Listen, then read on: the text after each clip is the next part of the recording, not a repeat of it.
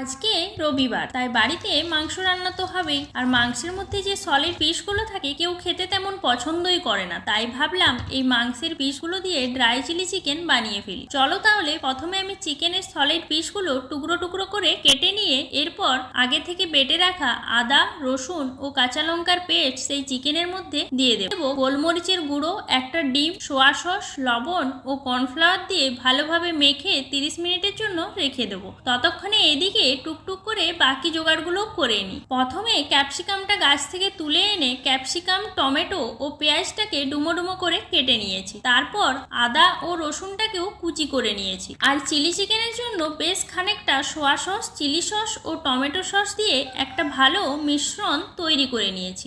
এরপর চিলি চিকেনের পিসগুলো বেশ কুড়মুড়ে করে ভেজে তুলে নেব।